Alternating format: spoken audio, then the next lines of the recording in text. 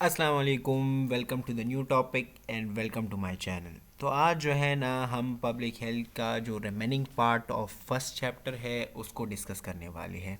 सही हो गया। लास्ट चैप्टर में हमने बात की थी कि पब्लिक हेल्थ क्या चीज़ है, उसके अलावा डिज़ीज़ हमने डिस्कस किया, इलनेस को डिस्कस किया, सोशल हाइजीन को डिस्कस किया और जितने भी इम्पोर्टेंट जो डिफिनेशंस थे उसको डिस्कस किया। और वो डिस्कशन इसलिए थी ताकि आप लोग जो है ना बेसिक को जान लो और फिर जितना भी आपको जो है ना आगे आपको समझ आए, ताकि वो सारे जो है ना वो सारे वर्ड्स और सारे जो टर्मिनोलॉजीज़ है वो आगे पब्लिक हेल्थ में यूज़ होंगे। तो आज का लेक्चर हम स्टार्ट करने वाले हैं। दूसरा लेक्चर है related to the public health. मेरा नाम है बशारत अली और चलो स्टार्ट कर लेते हैं। अच्छा, हमने बात की थी सोशल हाइजीन के हवाले से, सोशल मेडिसिन्स के हवाले से कि किस तरह से एक जो है ना हम क्या क्या स्टडी करेंगे पब्लिक हेल्थ में। तो हम डिजीज़ को प्रिवेंट करेंगे, डिजीज़ को मना करेंगे, लोगों को बताएंगे कि आपने अपने एक डिज़ीज़ से अपने आप को किस तरह से बचाना है। तो ये किस बंदे का काम होगा? जो पब्लिक हेल्थ को डिस्कस कर रहा है, जो पब्लिक हेल्थ को स्टडी कर रहा है, तो ये उसका काम होगा। तो अभी हम क्या करेंगे, कुछ हमारे पास कुछ डिफिनेशंस है, कुछ टर्मिनोलॉजीज़ है जिसको हमें समझना चाहिए। पहला वाला हमारे पास है मेडिकल केयर। तो मेडिकल केयर क्या चीज़ होती है आपको ये पता होना चाहिए। मेडिकल केयर असल में अच्छा, मेडिकल केयर का क्या मतलब है और केयर का क्या मतलब है? केयर का मतलब है ख्याल रखना। सॉरी, केयर का क्या मतलब है? ख्याल रखना। और मेडिकल का क्या मतलब है? कि मेडिसिन्स के हवाले से जब आपका डॉक्टर आपका कुछ ख्याल रखता है अबाउट यूर हेल्थ, आपकी सेहत के बारे में, तो इसको हम क्या कहते हैं? मेडिकल केयर कहते हैं। सही है ना? तो it is the services of physician to a sick person along with provision of medication. मतलब क्या है इसका? कि एक फिजिशियन, फिजिशियन हम किसे कहते हैं? एक माहिर को। सही है ना? माहिर, यहाँ पे हम किस बंदे की बात कर रहे हैं? हम यहाँ पे डॉक्टर की बात कर रहे हैं। सही है ना? वो माहिर होता है मेडिसिन्स में। तो वो क्या करेगा? It is the service of a physician. वो सर्विसेज प्रोवाइड करेगा किस बंदे को? जो सिक पर्सन है। सिक पर्सन का क्या मतलब है? जो बीमार है। along with the provision of medication। मतलब मेडिकेशन का क्या मतलब है? मेडिकेशन का मतलब है कि वो मेडिसिन के ज़रिए उस बंदे का ख्याल रखेगा जो बीमार हो गया है। अगर मिसाल के तौर पर किसी बंदे को डिज़ीज़ है तो वो इसको ट्रीट करेगा। और ट्रीट किस तरह से करेगा? मेडिसिन्स के ज़रिए। मैं आम ज़ुबान में इसलिए बता रहा हूँ ताकि आपको समझ आ जाए। मतलब उसका ख़्याल रखने का मतलब ये नहीं है कि वो उसकी जो है ना, मिसाल के तौर पर उसका फ्रैक्चर हो गया है तो वो उसकी जो है ना उसकी फ्रैक्चर को दबाएगा, मतलब उस पर ज़ोर करेगा कि अच्छा मैं आपकी जो है ना पैर दबा देता हूँ ताकि आपकी जो है ना केयर हो जाए। नहीं, इस तरह से नहीं, वो कुछ और लोग आपके लिए करेंगे। यहाँ पे अगर मेडिकल केयर की हम बात करें ना, तो डॉक्टर आपका ख्याल रखेगा with the help of medicines. सही है ना? तो मेडिकल केयर का क्या मतलब है? एक बीमार बंदे का ख्याल रखना with the help of medicines. और ये काम किसका है? ये फिजिशियन का है। सही है? तो इसे हम क्या कहते हैं? मेडिकल केयर कहते हैं। अच्छा, अब इसके बाद आ जाते हैं प्रिवेंटिव मेडिसिन्स के हवाले से। तो प्रिवेंटिव मेडिसिन्स क्या चीज़ होती है? अब इसके नाम से ज़ाहिर है, प्रिवेंटिव मेडिसिन्स, प्रिवेंटिव का मतलब है मना करना और मेडिसिन्स का मतलब है दवाइयाँ। तो वो वाले मेडिसिन्स जो मना करेंगे डिज़ीज़ को, इसको हम कहते हैं प्रिवेंटिव मेडिसिन्स। अच्छा, it is a science and art of preventing disease, prolonging life and promoting physical and mental health and efficiency। मिसाल मैं यहाँ पे दे देता हूँ वैक्सीनेशन का। वैक्सीन आप लोग जानते होंगे। सही है? हम वैक्सीन क्यों दे रहे होते हैं? हम वैक्सीन इसलिए दे रहे होते आपको कोई डिज़ीज़ होता है? नहीं। आपको कोई बीमारी होती है? नहीं। लेकिन आपको पता होता है कि ये वाली बीमारी मुझे लग सकती है और अगर ये वाली बीमारी लग गई तो मेरा लाइफ ख़राब हो सकता है और अगर ये वाली बीमारी लग गई तो मेरा फ़िज़िकल बॉडी स्ट्रक्चर ख़राब हो सकता है। अगर ये वाली बीमारी मुझे लग गई तो मेंटल हेल्थ ख़राब हो सकता है, और अगर ये वाली बीमारी मुझे लग गई तो एफिशिएंसी मेरी बॉडी की ख़राब हो सकती है। तो इसलिए हम क्या यूज़ करते हैं, हम वैक्सीन यूज़ करते हैं, ताकि ये वाले जितनी भी ये बीमारियां है ये मुझे ना लगे, मेरी लाइफ ख़राब ना हो, मेरी फ़िज़िकल एंड मेंटल हेल्थ जो है ना वो ख़राब ना हो। तो इसे हम क्या कहते हैं, प्रिवेंटिव मेडिसिन। अच्छा, अब आ जाते हैं लेवल ऑफ प्रिवेंशंस के हवाले से। लेवल ऑफ प्रिवेंशंस का मतलब ये है कि कुछ स्टेजेस होते हैं, कुछ लेवल्स होते हैं प्रिवेंशन के लिए। तो अगर हम प्रिवेंशन की बात करें ना, तो हमारे पास जो है ना 3 तरह के प्रिवेंशंस हैं, 3 टाइप्स है। पहला वाला जो है ना ये कौन सा है, प्राइमरी प्रिवेंशन। मिसाल प्राइमरी प्रिवेंशन का क्या है, it is the level of prevention in which the disease disease can be prevented in the period of pre-pathogenesis, that is in the initial interaction of the agent, host and environment in disease production. This includes health promotion, specific protection, establishment barrier against the agent. अब ये बड़ा ही interesting है, इसको समझ लो ताकि आपकी daily life में जो है ना आप इसको समझ पाओ। मैं यहाँ पे वाइट बोर्ड पे आपको समझा देता हूँ।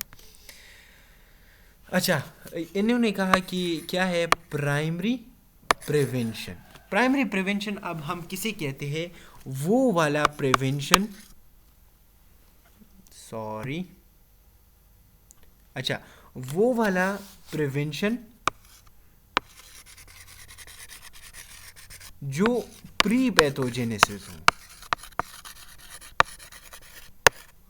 पैथोजेनेसिस। प्री पैथोजेनेसिस का क्या मतलब है, प्री का मतलब है बिफोर, प्री का क्या मतलब है, बिफोर, और पैथोजेनेसिस का मतलब ये है कि अभी तक बीमारी जो है ना वो नहीं लगी हुई। मिसाल के तौर पर आपको बीमारी नहीं लगी हुई है, लेकिन आपको ये पता, मिसाल के तो मैं सिंपल एग्जांपल देता हूँ। आप आजकल जो है ना कोविड-19 है ना, तो कोविड-19 की अभी वैक्सीनेशन आ गई है, तो आपको ये डर होगा ना कि मुझे ये कोविड-19 कोरोना वायरस लग सकता है, मैं इससे बीमार हो सकता हूँ। तो आप क्या करेंगे, अभी आप तक जो है ना वो बीमारी नहीं लगी हुई, आप उससे बचे हुए हैं, लेकिन आपको पता है कि मैं बीमार हो सकता हूँ, तो आप क्या कर लें, प्राइमरी प्रिवेंशन कर ले।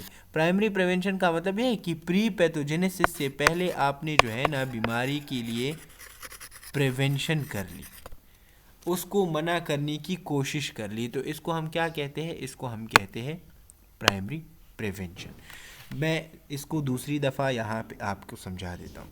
It is the level of prevention in which the disease can be prevented in the period of pre pathogenesis, सही है, that is the initial interaction of the agent, host and environment.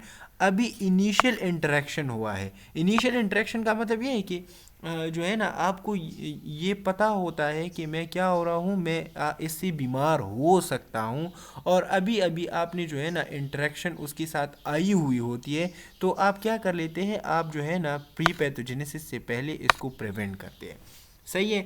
ये वाला जो है ना यहाँ से ये याद रख लिया करो, यहाँ से initial interaction of the agent, host, environment in the disease production, this includes. अब इसकी मकासद क्या है, तो प्राइमरी प्रिवेंशन का मकसद ये है कि अब हाँ आपने जो है ना अपनी हेल्थ को ठीक रखना है, प्रोमोट करना है, और इसके लिए कुछ स्पेसिफिक प्रोटेक्शंस करने हैं। स्पेसिफिक प्रोटेक्शंस ये है कि अगर आपको कोरोना वायरस है, तो आपको कोरोना वायरस का डर है, तो आपके लिए कोरोना वायरस की वैक्सीन ही यूज़ करेंगे उसके लिए। ऐसा नहीं है कि आपको जो है ना कोरोना वायरस का डर है, लेकिन आप जो है ना उसके लिए टीबी और कोई दूसरे वाले जो है ना ड्रग्स यूज़ कर रहे हैं, तो इस तरह से नहीं।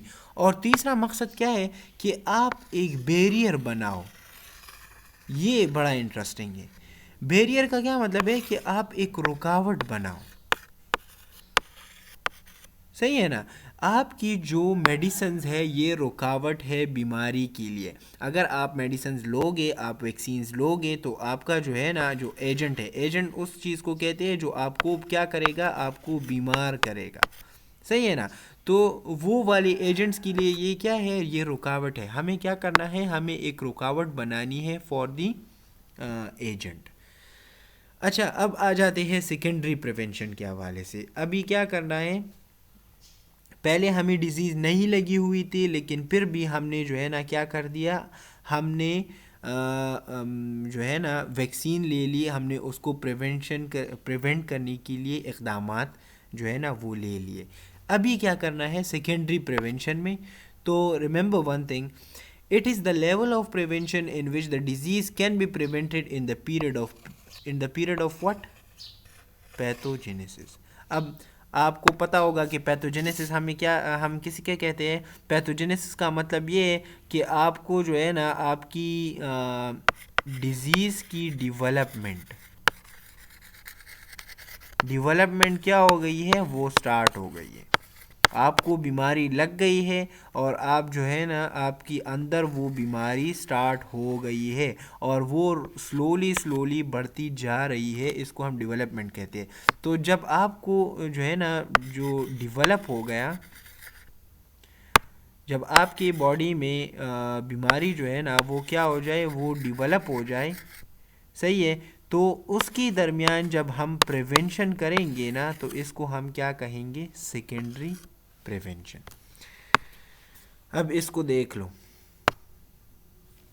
it is the level of prevention in which the disease can be prevented in the period of pre-pathogenesis, that is the course of disorder in man from the first interaction with the agent to changes in the form and function or until recovery, defect, disability or death. This includes early diagnosis and promote treatment. Simple एक mechanism इसका ये कि आपने करना क्या है, आपने जो है ना यहाँ पे देख लो, ये सेकेंडरी प्रिवेंशन है ना, तो आपने इंटरेक्शन डिसऑर्डर जो है ना, डिसऑर्डर इन द मैन आ गए हैं ना, अब डिसऑर्डर हो गई है, आपकी बॉडी में डिजीज़ आ गई है, तो ये फर्स्ट इंटरेक्शन से लेकर विद द एजेंट, अब हमें क्या करना है, to change in form and function और अनटिल रिकवरी या डिफेक्ट, डिसेबिलिटी या डेथ। मतलब ये कि अगर बीमारी लग गई है तो ये बंदा उससे मर सकता है, तो हमें क्या करना है, हमें इसको ट्रीट करना है। बस सिंपल ये याद रख लिया करो कि आपकी बॉडी में जो है ना डिजीज़ डेवलपमेंट उसकी स्टार्ट हो गई है, अब हमें उसको ट्रीट करना है, अब हमें उसको इंटरेक्ट करना है, उसको प्रिवेंट करना है। अब सेकेंडरी प्रिवेंशन के मकासद क्या है, अगर हमें सेकेंडरी प्रिवेंशन को जो है ना सेकेंडरी प्रिवेंशन करानी है तो आपने पहला काम क्या करना है, अर्ली डायग्नोसिस करनी है और ट्रीटमेंट को प्रोमोट करना है। ट्रीटमेंट को किस तरह से हम प्रोमोट करेंगे, डायग्नोसिस का मतलब ये है कि इन्वेस्टिगेशन, आपने क्या करना है, आपने इन्वेस्टिगेशन करनी है। इन्वेस्टिगेशन का मतलब ये है कि आपने जो है ना इस डिज़ीज़ का पता लगाना है कि ये कौन सी डिज़ीज़ है, इसको हम क्या कहते हैं, इन्वेस्टिगेशन कहते हैं। और अगर आपको पता लग गया कि ये वाली डिज़ीज़ है, मिसाल के तौर पर कोविड है या टीबी है या कोई भी डिज़ीज़ हो, तो फिर उसकी हम क्या करेंगे, उसकी ट्रीटमेंट करेंगे। तो ये secondary prevention. Primary prevention pre pathogenesis, secondary prevention in the period of pathogenesis. अच्छा, नेक्स्ट वाली की अब हम बात कर लेते हैं, जो लास्ट वन है, टर्शरी प्रिवेंशन हम किसे कहते हैं, ये थर्ड वाला है। तो remember one thing, it is the level of prevention when the process of disease has advanced further and early diagnostic treatment procedures have failed to control the disease. मिसाल के तौर पर मैं यहाँ पे एग्ज़ाम्पल ले देता हूँ फ्रैक्चर की। फ्रैक्चर जानते हो, मिसाल के तौर पर आपका एक बाजू टूट गया है, सही है, या इस एग्ज़ाम्पल को मैं यहाँ पे नहीं दे रहा हूँ, मैं वही एग्ज़ाम्पल ले देता हूँ ऊपर वाला। मिसाल के तौर पर जो है ना आपने डिज़ीज़, आपकी जो डिज़ीज़ है वो बहुत ज़्यादा क्या हो रही है, डिवेलप्ड हो रही है, वो डिवेलप्ड हो गई है, और जितने भी आपने मेडिसिन्स यूज़ किए वो क्या हुए, वो नाकाम हुए, वो उससे ट्रीट नहीं हुआ, सही है। तो फिर हम इसके लिए क्या करेंगे, इसके लिए जो है ना फर्दर एडवांस मेजर्स करेंगे। एडवांस मेजर्स का क्या मतलब है? आपने सुना होगा कि कभी कभार इस तरह से हो जाता है कि जब आपकी एक्सीडेंट हो जाती है, जो मैं ये फ्रैक्चर का एग्ज़ाम्पल दे रहा था, तो जब आपकी एक्सीडेंट हो जाती है तो डॉक्टर आपको बता देता है कि मुझे यहाँ से आपका ये जो बाजू है ये रिमूव करना है, क्योंकि मैं अगर इसको रिमूव ना करूँ तो ये आपके सारे हाथ को डिसेबल कर सकता है, या आपकी जो है ना सारा जो शोल्डर है ये ख़राब हो सकता है। तो इसमें मेरा मकसद क्या होगा? डिसेबिलिटी लिमिटेशन और रिहेबिलिटेशन। मतलब ये कि आपके जितने भी आपने जो है ना वो एडवांस यूज़ किए, जितने भी प्रोसेसेस हैं वो एडवांस जितने भी आपने यूज़ किए वो ख़राब हो गए हैं, तो इसके बाद आपने क्या करना है? आपने उस प्रोसीजर्स की तरफ जाना है जो आपको क्या करे, कंट्रोल ऑफ द डिज़ीज़ लाए। अगर आप उसको कंट्रोल नहीं कर सकते तो फिर आपने डिसेबिलिटी लिमिटेशन को देखना है या रिहेबिलिटेशन को देखना है। अब एक मैं इसको जो है ना थॉरली आपको समझा देता हूँ। It is the level of prevention when the process of disease has advanced further and early diagnostic treatment procedures have failed to control the disease. इस this include disability limitation, rehabilitation.